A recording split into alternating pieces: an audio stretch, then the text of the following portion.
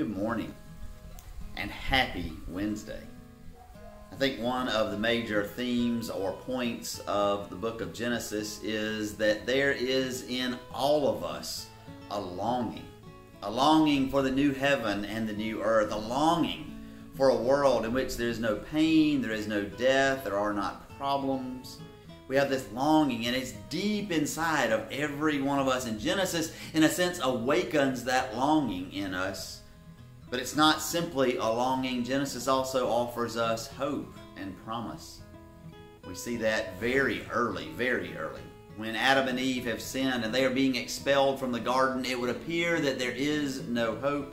The consequences of their sin are so great, and yet, even as they are exiting the garden, God makes clothes for them, and He clothes them Himself. And I always picture Adam and Eve, these adults, kind of as toddlers, trying to get into the clothes because they've never worn clothes before, and God helping them and clothing them. And there's so much grace in that.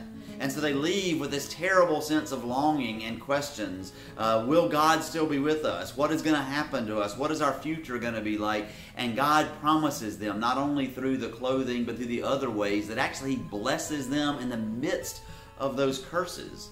Blesses them with a promise of His eternal presence. Blesses them with a promise that that longing they have will ultimately be fulfilled. And I tell you that and remind you of that for a couple of reasons. First is tonight we will begin our very first of our Wednesday night Bible studies, and that'll be at 7 o'clock this evening on Zoom.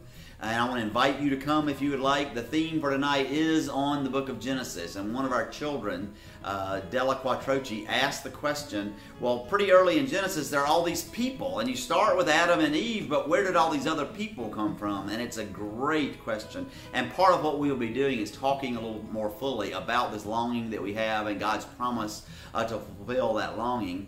And as a part of that, as I was working on this, I found this song that N.T. Wright wrote and performed. N.T. Wright is the former Archbishop of Durham in England. He's a wonderful biblical scholar, and I use him for a lot of the research and biblical studies that I do because he is so thoughtful and so wise.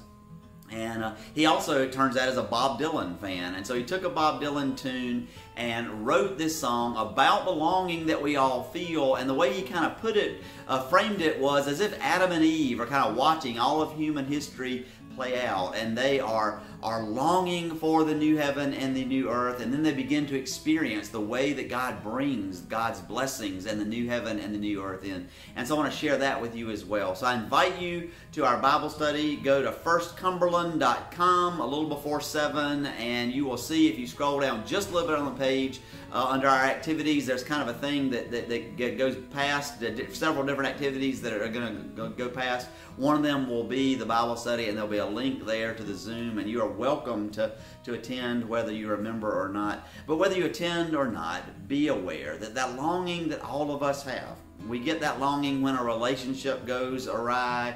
We get that longing when things just aren't going well for us. We get that longing in the middle of a global pandemic or in the middle of an election cycle when it seems that Rodney King's plaintive cry all those years ago, why can't we all just get along, is a hopeless, hopeless cry. But the longing is satisfied by God.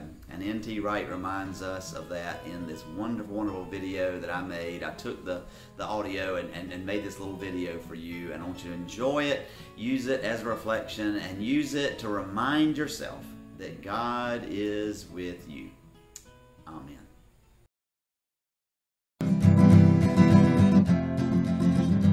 When Cain had married a local girl, as they always knew he would, and Seth was running the family farm, and Abel was gone for good. Then Eve shook her head, and to Adam she said, as they planted out the corn, "We've a family to feed, but what we need is a new world to be born."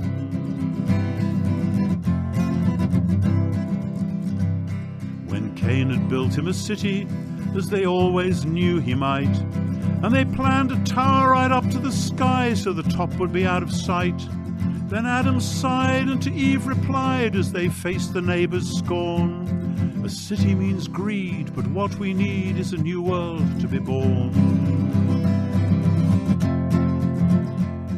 When Noah Noah decided to build him a boat and collect a floating zoo. And it rained so hard that they called out the guard, but 'twas nothing they could do.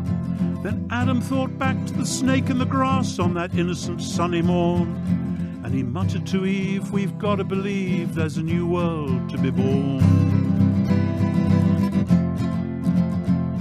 Now Abraham had no family, and he'd left his city behind. And against all the odds he trusted in God, not knowing what he would find. Then Sarah heard the voice of Eve whispering in her ear, "It may sound funny, but never mind, honey, the new world starts right here." The new world's born in blood and pain, and the birth pangs are severe. When Jesus calmed the angry storm, we knew that it was near. As Eve stood weeping by the city wall and the temple veil was torn, they watched him die with one last cry so the new world could be born. So then the grave burst open and Adam sang in praise. All creatures heard the good news and their victory song they raised. On that Sunday morning early, they blew the Jubilee horn. With the death of death and the Spirit's breath, the new world has been born. One day the holy city will come down from heaven to earth, a vast unnumbered family to proclaim the world's rebirth. The Lamb's true bride with gates flung wide to welcome the bright new dawn. With slaves set free and fresh leaves on the tree, the new world has been born.